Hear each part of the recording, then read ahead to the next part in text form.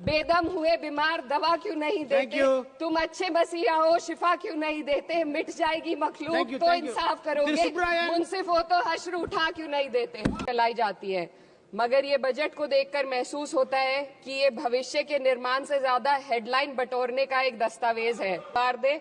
इस बजट ने बेरोजगारी दूर करने की दिशा में कोई ठोस उपाय नहीं दिया है। नई नौकरियों की बात तो छोड़िए, जो पहले से थी वो भी खत्म होती जा रही हैं। स्किल डेवलपमेंट प्रोग्राम के नाम पर करोड़ों खर्च किए जा रहे हैं, मगर सवाल ये है कि ट्रेनिंग लेने के बाद कितने नौजवानों को असल में नौकरी मिल रही है। नगरीय क्षेत्रों में सरकारी स्कूलों में शिक्षक न होने की वजह से स्कूल बंद हो रहे हैं तथा दूरस्थ ग्रामीण क्षेत्र के स्कूलों में टीचर ही नहीं पहुंच पा रहे हैं। सरकार कह रही है कि डिजिटल इंडिया और एआई से तालीम का इंतजाम होगा, मगर जरा जमीन पर देखिए, उत्तर प्रदेश में सिर्फ 22% सरकारी स्कूलों में कंप्यूटर है। मेरे संसदीय क्षेत्र कैराना में कई सरकारी स्कूल शिक्षक न होने की वजह से बंद हैं और मदरसा एजुकेशन के बजट में 57% की कटौती कर दी गई है। क्या यही सबका साथ सबका विकास है? जनपद शामली व मुजफ्फरनगर को एनसीआर में तो शामिल किया गया है, परंतु वहां पर कोई विकास नहीं हुआ तथा उसको कोई भी लाभ नहीं मिला है। वहां के लोग सिर्फ प्रदूषण के बाध्यकारी नियमों से परेशान हैं, इसलिए दोनों जनपदों को एनसीआर की सीमा से बाहर किया जाना चाहिए। सिद्धराज चौधरी प्लीज। धन्यवाद सभापति महोदय। आज मैं यूनियन बजट 25-26 पर अपनी बात रखने के लिए खड़ी हूँ। भारत के संविधान के आर्टिकल 38 भारत को एक वेलफेयर स्टेट के तौर पर पेश करता है और सरकार की जिम्मेदारी है कि बजट और उससे जुड़ी वेलफेयर स्कीम्स के जरिए इन आर्टिकल्स को हकीकत में लाया जाए। इसलिए यूनियन बजट सिर्फ एक आंकड़ों की किताब नहीं, बल्कि सरकार की प्राथमिकता और वेलफेयर स्टेट के संविधान से जुड़ी वफादारी का आईना है। सरकार की जिम्मेदारी है कि इकोनॉमिक पॉलिसीज, जिनमें बजट भी शामिल है, ऐसी बनाए जाए जो गैर बराबरी को कम कर सके और सबसे ज्यादा गरीब वर्ग को सहारा दे। बजट वो लाइफलाइन है जिससे शिक्षा, स्वास्थ्य, पेयजल, social security, SC ST minority, गरीबों की भलाई के लिए स्कीमें चलाई जाती है। मगर ये बजट को देखकर महसूस होता है कि ये भविष्य के निर्माण से ज्यादा हेडलाइन बटोरने का एक दस्तावेज है।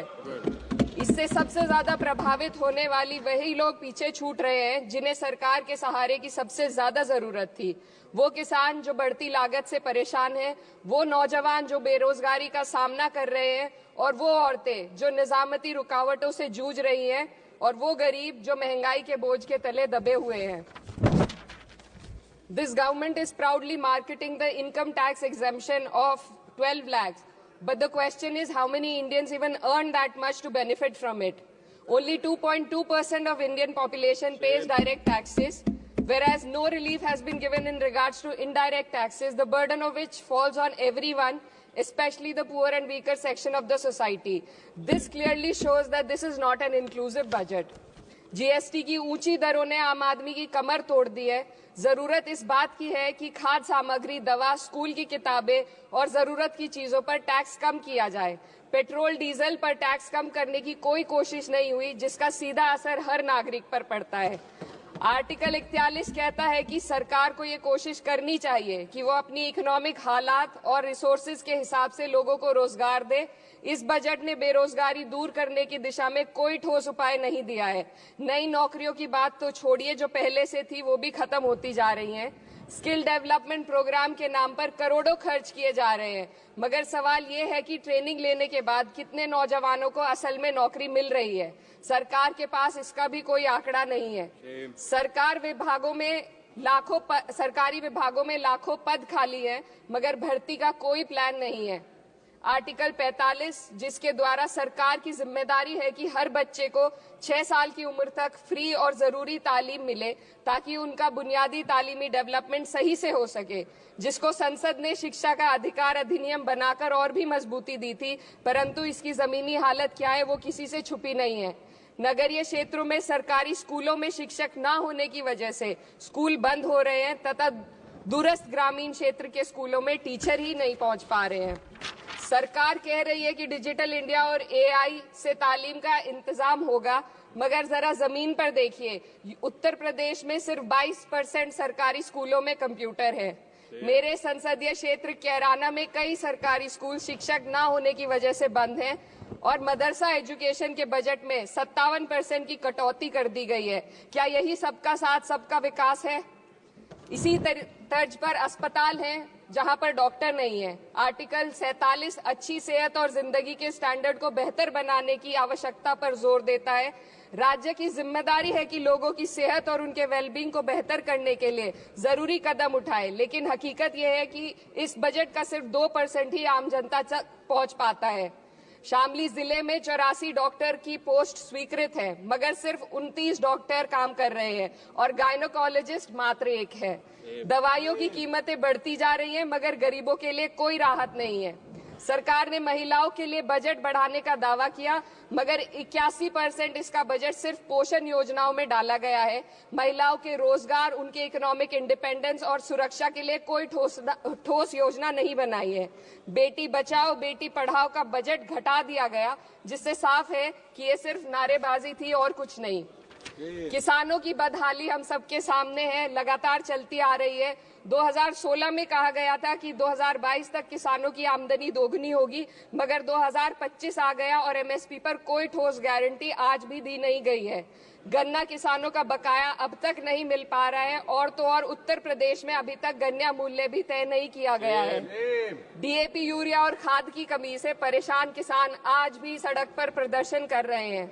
मजदूरों के लिए जो सबसे बड़ी योजना मनरेगा थी, सरकार कहती है कि मनरेगा ग्रामीण भारत की रीढ़ है, मगर बजट में कोई भी बढ़ोतरी नहीं मिलना बहुत शर्मसार है। औसतन 44 दिन का ही रोजगार मिल रहा है, जबकि स्कीम 100 दिन की गारंटी की होती है।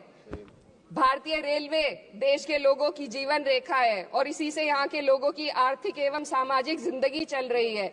देश के हर हिस्से को रेल कनेक्टिविटी से जोड़े जाना सरकार की कल्याणकारी नीति का हिस्सा है। मेरे संसदीय क्षेत्र कैराना के रेलवे से जुड़ी 2 मांगे लंबे समय से लंबित हैं। दिल्ली शामली सहारनपुर रेल लाइन का दोहरीकरण और पानीपत शामली मेरठ लाइन का सर्वे अति शीघ्र ही कराए जाने की बहुत पुरानी मांग को बजट में शामिल किया जाना चाहिए। देश भर में बिजली की दरें बेहद असमान है। उत्तर प्रदेश में ये दरें बहुत ज्यादा हैं। देश भर में एक समान बिजली दरें लागू करने का प्रावधान किया जाए। रिवैम्प योजना में हर घर तक बिजली पहुंचाने के लिए एलटी लाइन बनाने का प्रावधान भी जोड़ा जाए। कृषि उपकरणों व खाद डीएपी को जीएसटी से मुक्त किया जाए। किसानों की एमएसपी की मांग को पूरा करने के साथ साथ उत्तर प्रदेश के किसानों को गन्ना मूल्य निर्धारण पिछले वर्ष से बढ़ाकर किया जाना बेहद जरूरी है। जनपद शामली व मुजफ्फरनगर को एनसीआर में तो शामिल किया गया है, परंतु वहां पर कोई विकास नहीं हुआ तथा उसको कोई भी लाभ नहीं मिला है। वहां के लोग सिर्फ प्रदूषण के बाध्यकारी नियमों से परेशान हैं, इसलिए दोनों जनपदों को एनसीआर की सीमा से बाहर किया जाना चाहिए। मेरे संसदीय क्षेत्र में मैं कुछ चीजें बजट स्पीच में ऐड करना चाहती हूँ। एक, ट्रॉमा सेंटर और जिला अस्पताल के अपग्रेडेशन की भी मांग है। जनपद शामली और सहारनपुर में एक महिला डिग्री कॉलेज खोला जाए। कैराना में सर जस्ट कंक्लूडिंग, यमुना नदी के घाट पर सौंदर्य कार्य का भी कार्य जोड़ा जाए। जनपद शामली में टेक्सटाइल पार्क की स्थापना की जाए और जो संसद निधि है, सांसदों को केवल 5 करोड़ रुपए दिए जाते हैं और एमएलए, उत्तर प्रदेश के एमएलए को भी 5 करोड़ दिए जाते हैं। हमारी मांग है या तो इसे बढ़ाकर 25 करोड़ किया जाए या फिर सिरे से खारिज किया जाए। The union budget was an opportunity to address the pressing. Sir, just 1 minute. Please, 2 more speakers are in your party. Sir, just pressing concern of India's citizen, rising unemployment, soaring inflation, crumbling public services, and deepening rural distress. Yet, instead of offering real solution, the government has focused on optics and half measures. While tax relief for the middle class is welcome, it does nothing for the millions who earn too little to benefit from it. Education remains underfunded, rural employment stagnates, and farmers continue to struggle without meaningful support. The delays in conducting the census and caste census further exposes the government's disregard for data-driven policy making and social justice. India needs a budget that prioritizes its people, not just its economic headlines, a budget that invests in human capital, strengthens social security and ensures dignity and stability for all. But what we have instead is another missed opportunity, one that fails the poor, the youth, the farmers and the women of this country. Budget प्रस्ताव पर अपने विरोध को मैं 2 पंक्तियों में आपके सामने रखना चाहूंगी। बेदम हुए बीमार दवा क्यों नहीं देते? बेदम हुए बीमार दवा क्यों नहीं देते? तुम अच्छे मसीहा हो, शिफा क्यों नहीं देते? मिट जाएगी मखलूक तो इंसाफ करोगे, मुंसिफ हो तो हश्र उठा क्यों नहीं देते?